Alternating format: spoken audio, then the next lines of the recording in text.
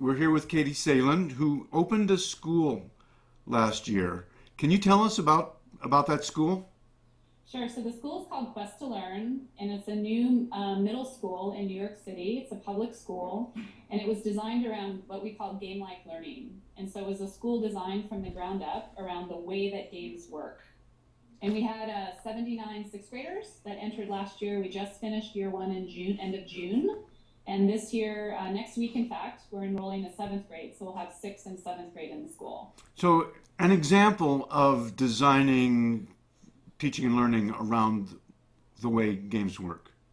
Right, so the curriculum is structured around what we call a mission and quest structure. So we really believe that one things that games do really, really well is they create what's called a need to know in kids. So in a game, you have to learn how to do something because you've been presented with a complex problem that you don't know how to solve. And so in the school, what a traditional unit might look like, we frame as a complex challenge for the kids. That's 10 weeks long. That mission is then broken down into a series of smaller quests. Each quest has a really particular problem space that the kids get dropped into. They take on a particular kind of identity over the course of the mission. They may be a code breaker. They may be a neurobiologist that's trying to understand something about the diversity of life. They may be a magician. And in working through the quest, they're learning particular skills related to state standards.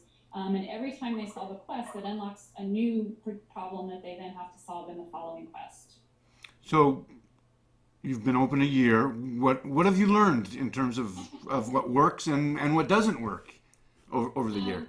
Yes, well, I think one thing that we that really came out last year is the power of collaboration in this model, and how challenging it is to get sixth graders to understand how to work together in a good way, and how that collaboration really gave them ability to think like a designer. So, I mean, we are game designers that have been designing this school, but it didn't occur to us that we were asking kids to step into identities as designers in moving through this curriculum. But in fact, they are. And gamers are really designers. They're trying to figure out, what do I need to do in this particular space to solve this particular problem? And that's really the way that designers think. So we have a special structure in the school called boss levels, which happen at the end of every trimester. It's a 2-week long period of time where the whole school comes together to work on a complex problem. And so the first trimester, the kids were challenged to solve or invent a series of Rube Goldberg machines. So they were given a set of design materials, they had a set of design constraints, they had to use pulleys and levers and incline planes, and they worked in small groups of 10, and they struggled for 5 days in a row to build a machine that actually worked.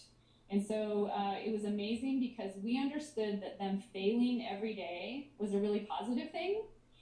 The parents were not so convinced that their kids coming home saying, oh, our machine is still broken, it's broken, it's broken, was a great thing.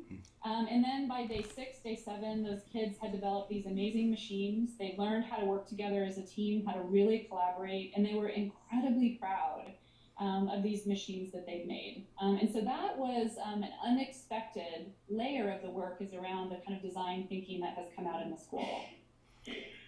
Any surprises over the year? Well, many surprises.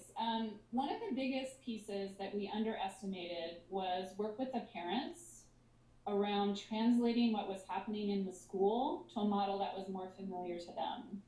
So in the school, our classes are called Strange Things. We have a class called Sports for the Mind, and a class called Code Worlds, and a class called The Way Things Work.